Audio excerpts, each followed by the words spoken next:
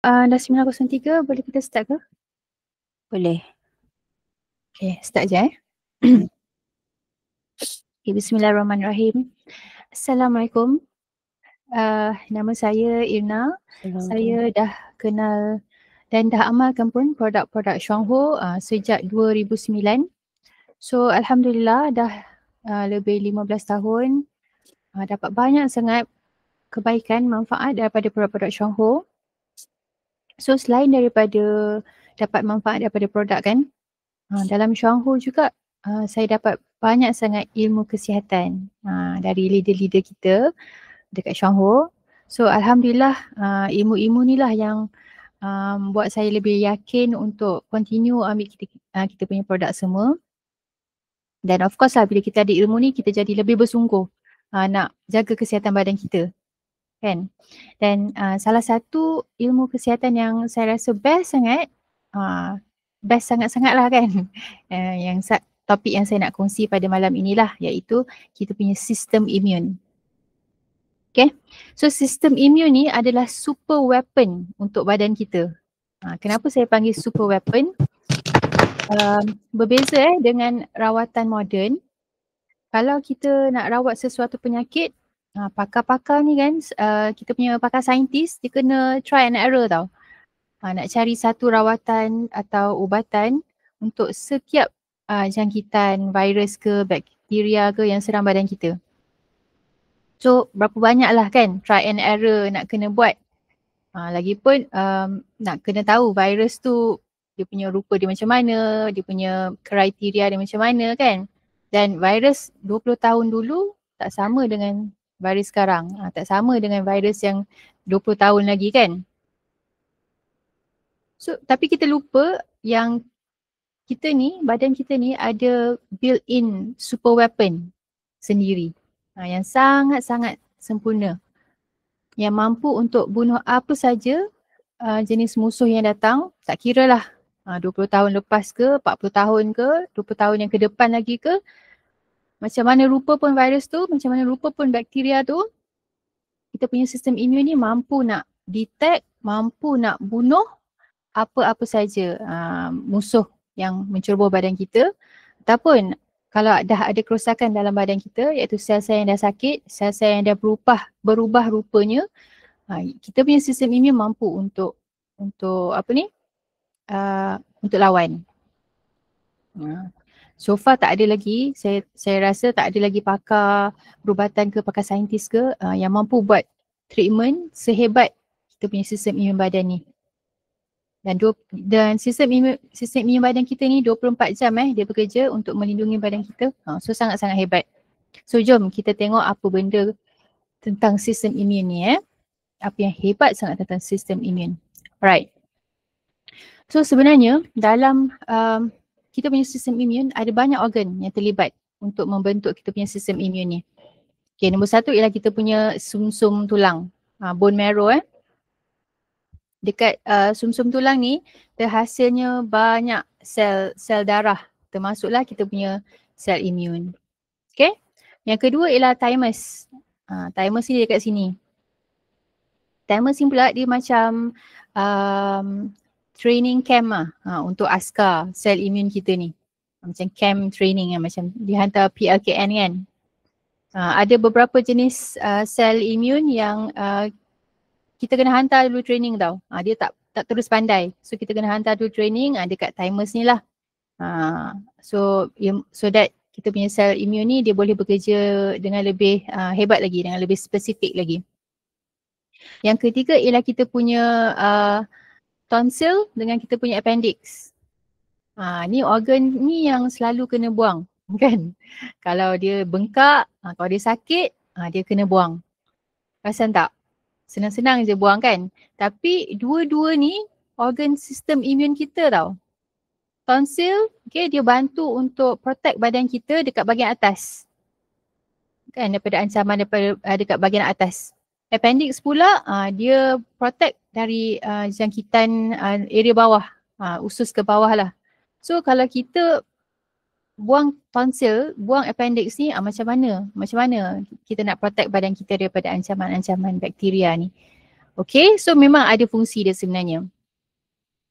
Okay, yang keempat ialah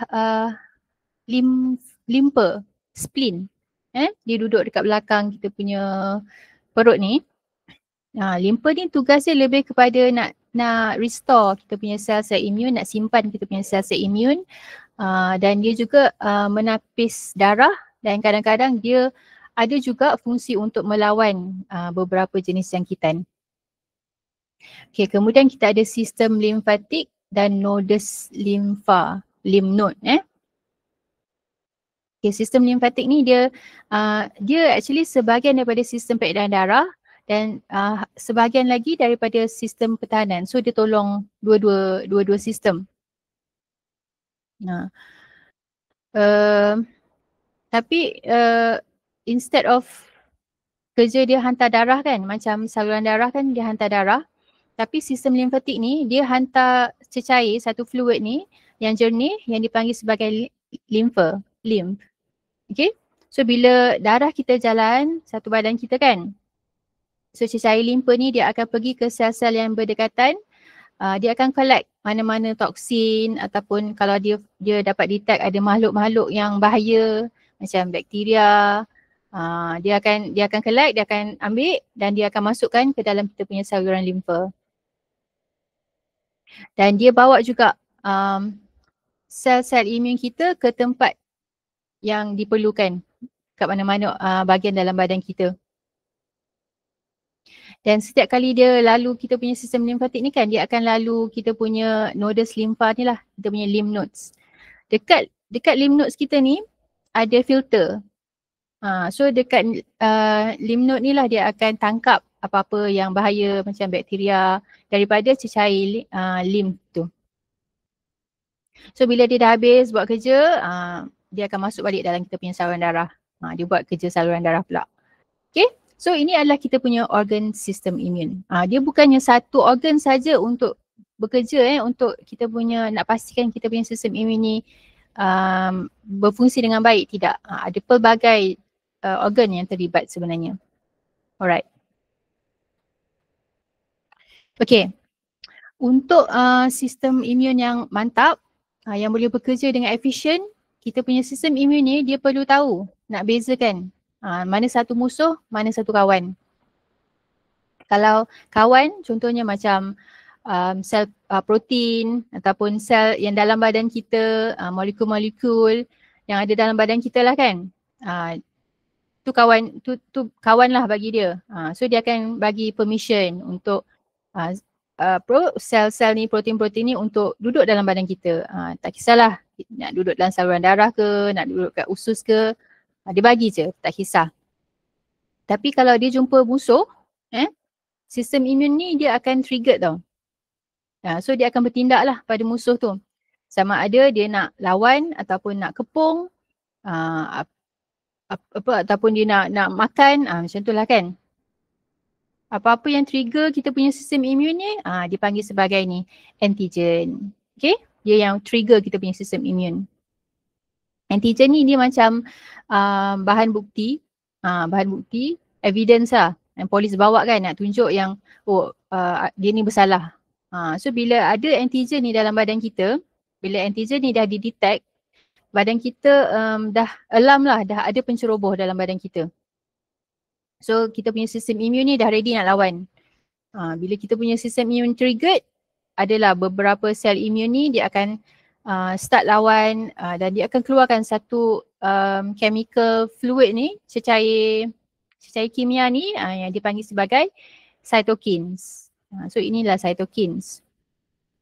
Cytokine ni dia macam walkie-talkie lah. Itu sebab saya letak gambar walkie-talkie. Sebab apa? Dia memudahkan kita punya sel-sel imun ni communicate between sel-sel imun. Nak bagi tahu, okay, sel imun ni kena pergi sini, sel imun ni nak kena buat apa, yang ni nak kena buat apa. Macam tu lah. So dia keluarkan cytokine. Okay? Right. So kita punya sistem imun dia ada terbagi kepada dua. Satu innate sistem imun, semula jadi. Satu lagi acquired sistem imun. Okay. Ada dua So innate innate sistem imun ni dia adalah sel imun kita yang asas, yang general. Dan dia ada dalam badan kita sejak kita lahir memang dah ada sel innate ni. So dia akan bertindak dengan lebih cepat. Kalau ada musuh datang, dia akan pergi dulu, dia akan keluar dulu untuk lawan musuh. Okay, yang acquired ni pula dia lambat sikit respon bila ada musuh. Dia perlu macam saya cakap tadi lah, dia kena pergi ke timers dulu untuk belajar macam mana nak handle kuman ni, macam nak handle bakteria ni. Tapi dia punya kerja tu lebih spesifik, lebih khusus acquired ni Okay, so kita pergi ke the first ni ialah innate semula jadi. Dekat innate ni sebenarnya kita ada apa yang dipanggil sebagai physical barrier. Pertahanan barisan pertama, physical Contohnya macam kita punya kulit. Kulit juga adalah sebahagian daripada kita punya sistem imun. So dia daripada barisan pertama tu, kita punya physical barrier. Kulit ataupun saluran gastro-usus, saluran pernafasan, kita punya rambut dalam hidung, dalam telinga, bulu mata. Dan semua barrier, physical barrier ni dia akan keluarkan satu mekanisme dia lah, mekanisme pertahanan. Contohnya macam peluh, mucus, jus gastrik, ailio, air mata dan macam-macam lagi. So mekanisme pertahanan ni dikeluarkan untuk bantu bersihkan dan bunuh musuh sebelum dia berjaya masuk dalam badan kita. Tu physical barrier the first layer lah. Tapi kalau bakteria tu berjaya masuk dalam badan kita, sel imun innate ni akan ke depan untuk lawan kita punya bakteria yang jahat tu. Okay, so apakah sel imun innate? Ada beberapa lah sel imun. Phagocytes. Okay, nombor satu ialah phagocytes. Phagocytes ni, phago ni bermaksud to eat atau untuk dimakan. So phagocytes ni dia akan ronda satu badan kita untuk cari musuh tau. Okay, bila dia jumpa satu pathogen ataupun makhluk yang boleh bawa penyakit kan, contohnya macam virus atau bakteria. So phagocytes ni dia akan makan pathogen tu. Tu nama dia phagocytes. Itu cara dia nak lawan musuh tu lah. Okay, yang kedua ialah macrophage. Macrophage ni pula dia macam upgraded version untuk kita punya phagocytes. Dia boleh ronda jauh lagi. Dia lagi advance lah. Okay, dalam sistem badan kita. Dan bila dia jumpa musuh, dia akan keluarkan cytokines. Kan, yang walkie-talkie tu. Nak bagi tahu sel imun, nak bagi tahu sel imun lain untuk datang tolong dia lawan musuh. Okay, yang ketiga ialah mast cell. Mast cell ni biasanya dijumpai dalam membran mucus yang banyak dalam kita punya sistem pernafasan. Bila sel mast ni dia activated, dia akan trigger radang dan dia akan panggil lah sel imun lain ke tempat yang bermasalah tu untuk pulihkan kawasan yang radang itu. Okay, seterusnya ialah neutrophils. Neutrophils ni dia sel yang antara sel yang paling awal lah sampai ke tempat yang bermasalah, tempat yang sakit kan. Dalam neutrophils ni dia ada satu granules, dia macam biji lah kan, yang sangat toksik pada patogen. So dia macam racun lah untuk patogen ni dia akan telan patogen untuk musnahkan patogen tu. Seterusnya eosinophils. Ni sama juga dengan neutrophils, dia ada granules tapi dia lebih kepada nak bunuh parasite. Okay. Seterusnya basophils. Basophils ni dia lebih kurang sama dengan neutrophils, dengan eosinophils ni. Tapi instead of keluarkan granule, dia keluarkan histamine. Nak attack musuh. Okay, so untuk orang-orang yang alergi kan, biasa dengar perkataan histamin ni, so inilah respon yang dikeluarkan oleh basophils. Okay. Yang seterusnya ialah NK cells, natural killer cells ataupun sel pembunuh semula jadi. NK cells ni dia tak attack pathogen, tapi dia akan monitor kita punya sel badan kita sendiri. Kalau ada bakteria ke virus ke dah rosakkan kita punya sel badan, NK cells ni dia akan cepat-cepat bunuh sel yang dah infected tu, sel yang dah dijangkiti tu. So virus virus, biasanya virus kan dia akan infect sel badan kita dan dia akan buatkan sel tu jadi host. Lama-lama dia akan membiak. Tapi bila NK cells ni dapat makan sel yang dah dijangkiti tu, so virus tu tak bolehlah nak buat kerosakan lagi dalam badan kita. Dia tak boleh nak membiak. So NK cells ni dia juga monitor sel ataupun dia detect sel yang dah sakit ataupun sel yang dah mutate. Sel yang dah mutate ni DNA dia dah berubah, contohnya macam sel kanser. Bahaya kalau sel kanser ni berjaya merebak, dia akan rosakkan sel-sel yang berdekatan kan. So sebelum jadi teruk, NK cells ni dia akan make sure sel yang dah mutate tu dia akan bunuh cepat-cepat. Itu NK cells. And last sekali kita ada dendritic. Dendritic cell ni dia macam messenger cells. Selalu dia duduk dekat kita punya organ pertahanan physical barrier kita, macam dekat kulit, dekat perut kita, dekat usus, dekat paru kita. Okay, fungsi dia untuk kenal pasti ancaman dan tolong coordinatekan kita punya sistem imun. So bila dia tahu dah ada ancaman daripada dekat physical barrier tu, dia akan terus liaise dengan kita punya sistem imun lah untuk bertindak.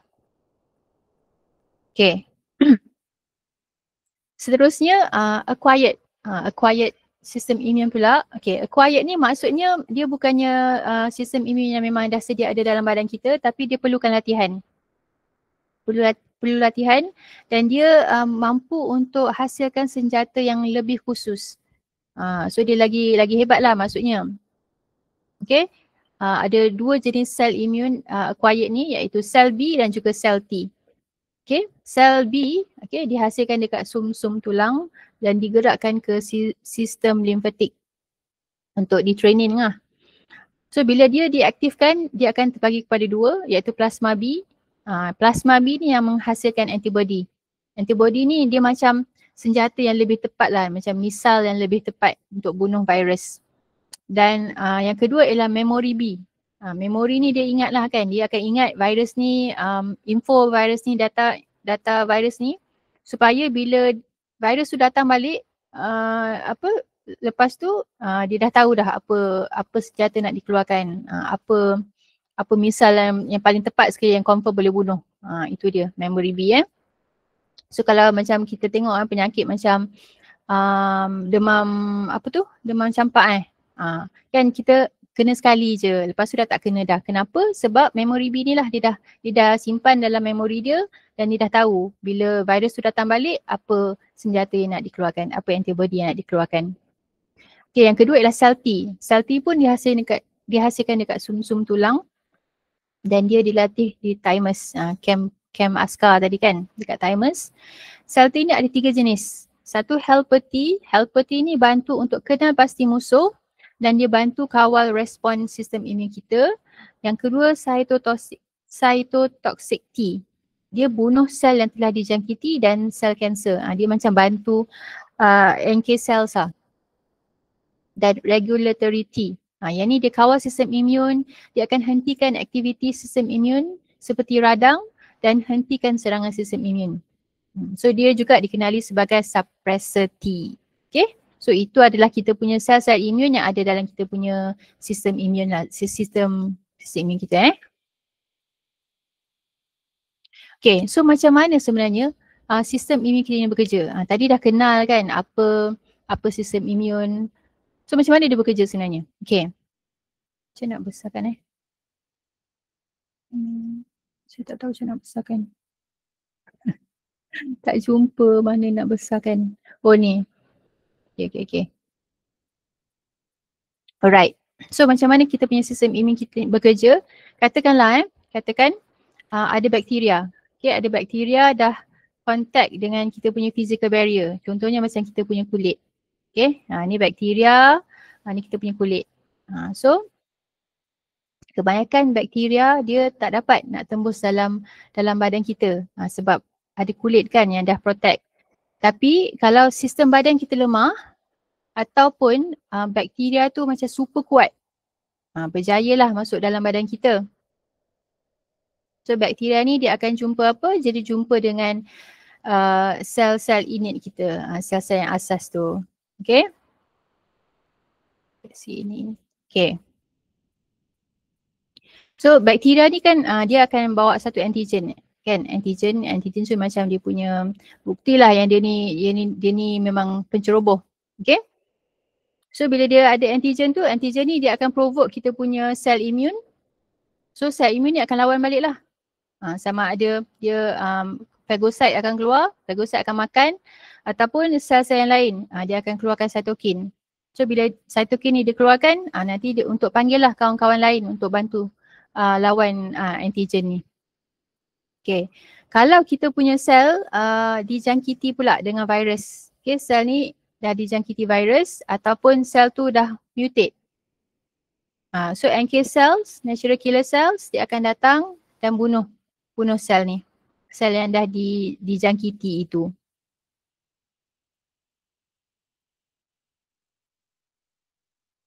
Okay. Kalau dia tidak dijangkiti yang ni tadi kes yang dijangkiti. Kalau yang tadi yang dah tertangkap tadi certain innate cells, dia akan bawa antigen ni ke acquired cell pula. Acquired immune cells. Contohnya dia bawa macrophage ni dia bawa ke helper T cells. Okay, sel T ni dia akan keluarkan cytokine, dia akan keluarkan cytokine, nak panggil kawan-kawan dia, datanglah kan nak tolong. So apa jadi, sel T ni dia akan activatekan sel B. So sel B ni dia akan hasilkan antibody. Macam saya cakap tadi kan, dia lebih spesifik. Dia keluarkan senjata yang lebih spesifik, dia akan keluarkan antibody nak lawan virus tu. Okay, nak lawan virus ni ataupun nak lawan bakteria. Spesifik lah. Maksudnya dia bukan senjata tu satu boleh lawan semua, tidak. Spesifik. Dan half of the B cell dia akan jadi memory B cell. Maksudnya dia akan ingat virus ni, dia akan ingat bakteria ni dan disimpanlah dalam memori. Okay, last sekali bila semua ni dah reda, immune response kita akan stop secara semula jadi. Okay, so itu bagaimana kita punya sistem imun bekerja. Sangat-sangat actually kompleks sebenarnya, tapi ni saya dah mudahkanlah untuk kita faham dengan lebih senang. Okay. Macam mana nak?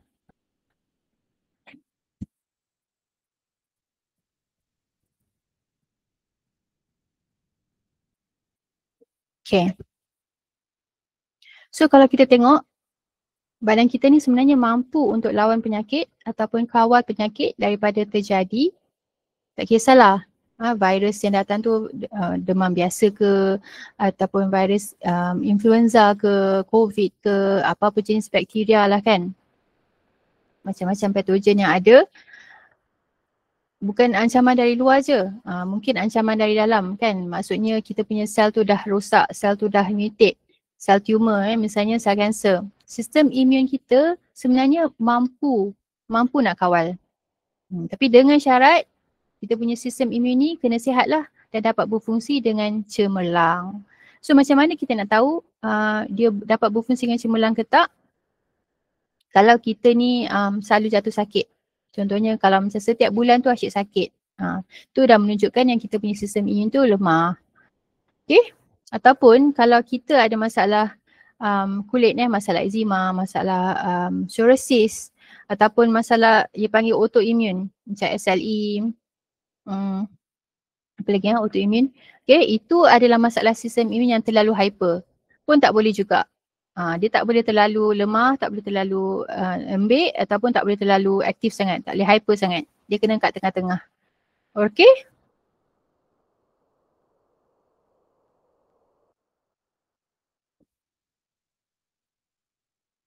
So apakah makanan-makanan yang baik? Ni tadi dah cakap pasal sistem imun, so saya nak introduce sikit makanan-makanan yang baik untuk kesihatan sistem imun kita. Okay, nombor satu ialah allium. Allium ni sejenis komponen yang ada kat dalam tumbuh-tumbuhan. Okay, yang bersifat antioksidan, antiviral, antibakteria. Yang baguslah untuk kita punya sistem imun sebenarnya. Bagus untuk tingkatkan kita punya sistem imun. Banyak terdapat dalam bawang putih. Kita punya garlic. Okay, recommended untuk ambil lah 1 ke 2 ulas sehari. Ada juga dalam bawang besar, daun bawang, bawang kecil, daun kucai pun ada juga allium ini. So baguslah bila kita masak, kita campurkan bawang putih, bawang semua ni kan. Memang kita pun masak memang gunakan benda-benda ni kan. So eloklah sebenarnya kita makan makanan yang real food ini. Tapi actually yang terbaiknya ialah bila kita makan raw. Kita cincang, kita hancurkan ataupun kita kunyah macam tu. Itu lebih baik lah. Okay. Okay, apa lagi contoh makanan? Halia. Halia ni dia manfaat dia melindungi organ hati kita, dia dapat melindungi kita dari radikal bebas. Okay, dia sejenis anti-kanser, anti-mikrob, anti-radang, terutama dekat paru-paru, anti-alergi. Dia dapat kurangkan mucus. Ni untuk orang-orang yang asma sangat-sangat baik untuk amalkan halia juga. Dan baik untuk kesihatan usus. Kalau orang yang banyak angin ataupun orang yang lawyer kan, dia selalu makan halia kan untuk kurangkan rasa tu. Okay? Pun baik juga diamalkan untuk tingkatkan kita punya sistem imun. Apa lagi? Berries. Okay, berries ni dia sangat-sangat tinggi antioksidan, tinggi vitamin C, tinggi phytonutrient, flavonoids. Flavonoids ni adalah polyphenol yang terbaik untuk mengawal radang, untuk tingkatkan mitokondria sel, dapat menyokong kesihatan usus. Sangat-sangat banyak manfaat berries ni. Contoh berries ialah raspberries, blackberries, blueberries, strawberries, bilberry, cranberry, delima. Ni jenis-jenis berries yang adalah yang kita boleh amalkan selalu. Tapi kalau susah nak cari berries ni, kan kita, negara kita kurang sikit kan, kecuali lah kalau kita duduk kat Cameron, banyaklah dapat strawberry kan. Tapi kalau kita duduk dekat Selangor ni, memang susah nak dapat. So saya cadangkan why don't ambil je kita punya YKI Plus yang baik untuk mata tu dengan kita punya lactoberry. Yang kedua-dua produk ni sangat-sangat tinggi berries sebenarnya. Banyak kandungan berries yang baik untuk yang tinggi antioksidan. Seterusnya, probiotik. Amalkan probiotik untuk tingkatkan kesihatan imun. Selain itu, dia dapat kurangkan keradangan, dapat laraskan kita punya respons sistem imun, baik untuk kesihatan usus, perbaiki kemurungan dan keresahan, depression, anxiety, perbaiki masalah alergi dan eczema. Ini manfaat probiotik lah. Contoh-contoh probiotik, yogurt, kefir. Kefir ni minuman daripada susu yang ditapai menggunakan biji kefir. Okay. Tempe, kimchi, acar, sup miso, kombucha. Kombucha minuman teh hitam atau hijau yang difermentasi. Tapai ataupun kita punya probiotik, prebiotik yang paling best sekali iaitu kita punya lactoberry pun boleh amalkan. Yang bestnya lactoberry ni pun dah ada berry juga. Dah cukup lah kan. Tadi berries ni probiotik. Okay. Ngam, makan je kita punya lactoberry. Boleh tingkatkan kita punya sistem kesihatan usus kita. Sistem imun kita. Okay. Seterusnya, vitamin D. Vitamin D pun baik untuk kita punya kesihatan imun. Okay, apakah sumber vitamin D? Ikan yang berlemak, fatty fish. Contohnya macam salmon, tuna, sardin, ikan tenggiri. Ni sangat-sangat baik. Telur kuning, hati lembu, keju, cendawan seperti shiitake ataupun portobello. Boleh amalkan vitamin-vitamin D ni untuk pemakanan kita untuk bantu tingkatkan kesihatan sistem imun. Selain itu, cruciferous veggies. Cruciferous veggies ni dia sangat tinggi vitamin C dan vitamin E, dapat menyokong kita punya sistem imun. So kesimpulannya dia macam makanan-makanan yang baik-baik ni lah kan, macam tinggi vitamin C, vitamin E ni memang sangat-sangat menyokong kita punya sistem imun sebenarnya. Okay. Dan veggies ni pun dia tinggi serat. Serat ni baik untuk kita punya makanan, untuk kita punya bakteria baik kan. Sebenarnya bila kita jaga juga kita punya usus tu, dekat kita punya saluran gastro usus kan 70 ke 80% ada sel imun. So bila kita punya saluran gastro usus tu sihat, kita punya sel imun pun sihat. Jadi dia dapat bantulah untuk tingkatkan kita punya sistem imun. That's why kita pun pentingnya juga pengambilan probiotik dan juga macam serat lah untuk makanan, untuk probiotik kita kan. Dan selain itu dia ada klorofil yang berkesan untuk sebagai anti-kanser. Contoh cruciferous veggies ni ialah bok choy, brokoli, kobis, cauliflower, kale, bayam. So ni kita pelbagai kan kita punya makanan harian kita dengan makanan-makanan yang baik ni. Okay, selain tu minyak kelapa. Minyak kelapa pun sangat baik. Dia ada asid laurik dengan asid caprylic. Okay, dia anti-microbe, antibakteria, antivirus, antikulat, antioksidan, anti radang. Semua jenis anti ada dekat minyak kelapa ni. Sangat-sangat bagus. The best is ambil cold press VCO, virgin coconut oil, 1 ke 2 sudu besar setiap hari. Okay. Air kelapa pun elok. Minyak kelapa elok, air kelapa pun elok. Dia ada sumber magnesium, manganese dan juga potasium yang bantu untuk kawal keradangan. Yang baiknya kita ambil fresh air kelapa muda lah. Maksudnya air kelapa muda tu kita dah ambil daripada pokok yang baru turun daripada pokok. Tu yang paling best. Okay. Okay. Phytokimia. Sebenarnya phytokimia ni dia banyak terdapat dalam tumbuh-tumbuhan ataupun sayur-sayuran, buah-buahan kan. Dia sebenarnya phytokimia ni dia macam self defense untuk tumbuh-tumbuhan tu sebenarnya. Contohnya macam cactus. Cactus kalau dia nak survive dekat desert kan, dekat padang pasir, dia akan hasilkan satu nutrien ni yang dipanggil sebagai phytochemicals. So phytokimia ni sebenarnya dia protect plant itu, protect tumbuh-tumbuhan tu. Tapi bila kita makan tumbuh-tumbuhan tu, dia bantu juga untuk defend badan kita daripada ancaman penyakit. So ada banyaklah jenis phytokimia. Lebih 50,000 jenis phytokimia. So antaranya ialah ni. Saya tak tahu lah nak sebut apa. Dia p-coumaric acid ke apa tak tahu lah Macam tu. Okay. Okay, untuk daging yang disalai ataupun daging yang dibakar, akan ada satu komponen ni tahu yang dipanggil sebagai nitrosamine. Okay, nitrosamine ni dia bersifat carcinogenic yang akan lead to cancer lah. Yang famousnya ialah kanser perut. So untuk orang yang suka makan daging salai ataupun benda-benda yang bakar ni kan, barbecue ni, cuba lebihkan makanan yang tinggi coumaric acid ni. Contohnya macam strawberry, tomato dan juga nanas. Ataupun masa makan daging yang dibakar tu, makan sekali dengan ni strawberry, tomato, nanas ni. Sebab dia bantu untuk neutralkan kesan nitrosamine tu pada badan kita. Okay, ada beberapa daging haiwan yang mengandungi hormon. Contohnya macam ayam kan. Ayam sekarang ni banyak ayam yang dah disuntik. So bahaya untuk badan kita sebenarnya. Sebab apa? Hormon tu dia akan beri kesan pada badan kita juga. Kacau kita punya hormon badan. Yang boleh tinggikan juga risiko hormon related cancer macam breast cancer ataupun ovarian cancer, prostate cancer. So untuk elakkan masalah ni, kita boleh ambil lebih indoles. Okay, sebab apa? Dia boleh pecahkan estrogen dari haiwan dan elakkan dari isu kanser. Contohnya macam cauliflower, brokoli, kobis dengan kale. Okay. Selain tu sejenis phytokimia juga iaitu phytohormon. Phytohormon ni sebenarnya dia struktur yang sama dengan hormon manusia tapi dia tak beri kesan sampingan jika dimakan. Phytohormon ni contohnya macam phytoestrogen ataupun isoflavone. Bila kita makan dia tak effect badan kita, dia tak beri kesan apa-apa pada badan kita. In fact, dia bantu untuk elak hormon haiwan yang menyebabkan kanser daripada buat kerosakan dalam badan. So it's good to take phytoestrogen ni lebih untuk elak daripada, kan sekarang kita banyak makan ayam lah, makan apa kan. Lebihkan. Okay. Dan phytoestrogen ni dia kurangkan juga risiko bone loss dan osteoporosis. Dia dapat kurangkan simptom menopause. Dia dapat kurangkan risiko jantung, dapat kurangkan kolesterol.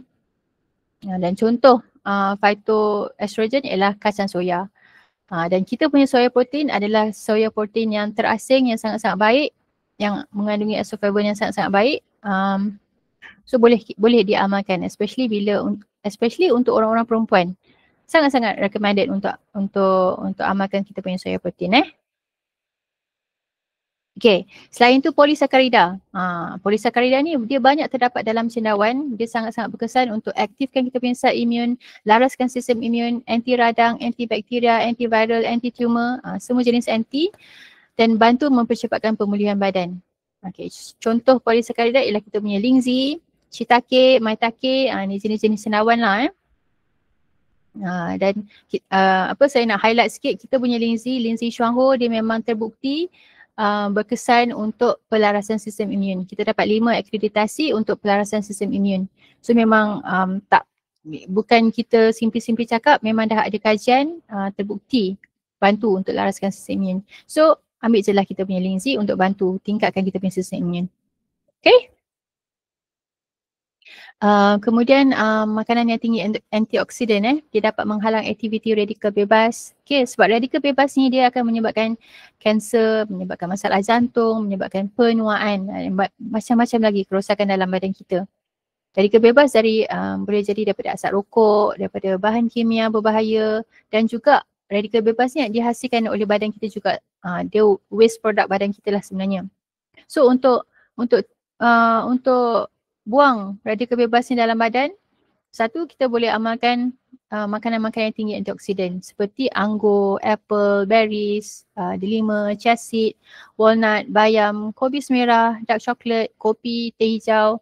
So kalau cakap kopi kat situ, of course lah saya akan cerita pasal kopi CO. Saya akan recommend kopi CO juga. Sebab kopi, satu, kopi CO dia ada kafein yang baik kan, biji kopi yang baik, dan of course dia ada lingzi dalam dia yang sangat-sangat membantu untuk tingkatkan kita punya kesihatan sistem imun.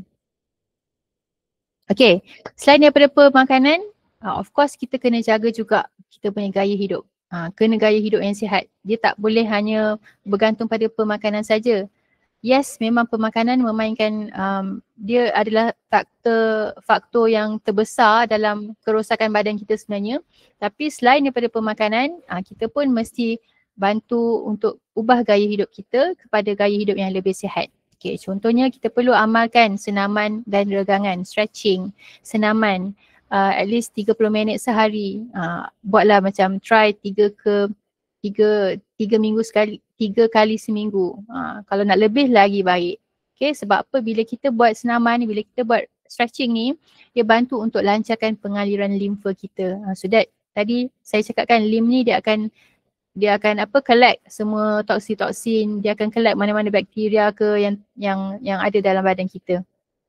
Okay, yang kedua, pastikan kita dapatkan tidur yang berkualiti. Tidur yang berkualiti ni macam mana? Dia kenalah sebelum tidur cukuplah 6 jam. 6 jam. Tidur sebelum pukul 11, bangun awal. Kita nak dapatkan deep sleep tu supaya badan kita boleh pulih dengan lebih berkesan, lebih baiklah. Ketiga, kawal stres. Okay, kita kena pandai untuk uruskan stres. Stres ni memang actually tak boleh nak dikawal sangat, tak boleh nak di avoid, tapi kita boleh kawal stres kita. Cuba belajar untuk kawal stres macam mana. Selain daripada stres, kawal marah juga. Okay, sebab marah akan tingkatkan kita punya macam-macam benda yang negatif kat dalam badan kita, termasuklah kita punya sistem imun. Okay, hidrasi. Kita kena minum air, pastikan cukup minum air at least 2 liter sehari lah kalau kita ni jenis yang tidak aktif. Kalau lebih, okay, lagi baik. Okay, sebab apa? Hidrasi, kita punya sistem limfatik, okay, organ sistem imun kita mengandungi 96% air. So kalau kita tak cukup air, memang badan kita akan jadi lemah, sistem imun kita akan jadi lemah. Selain tu, berjemur. Sebab ini adalah vitamin D semula jadi. Okay, baik untuk kesihatan sistem imun kita juga. Alright. So itu saja, jomlah kita tingkatkan keupayaan sistem imun badan kita supaya kita mampu untuk orang panggil prevention is better than cure, kan? So kita nak elak daripada penyakit-penyakit berbahaya, daripada kita sakit-sakit ni, kita jagalah kita punya sistem imun badan supaya kita dapat elak daripada dijangkiti macam-macam penyakit yang macam-macam sekarang ni. Okay? So itu saja. Terima kasih. Assalamualaikum. Assalamualaikum warahmatullahi wabarakatuh. Okay, terima kasih Irna untuk perkongsian yang sangat-sangat panjang lebar.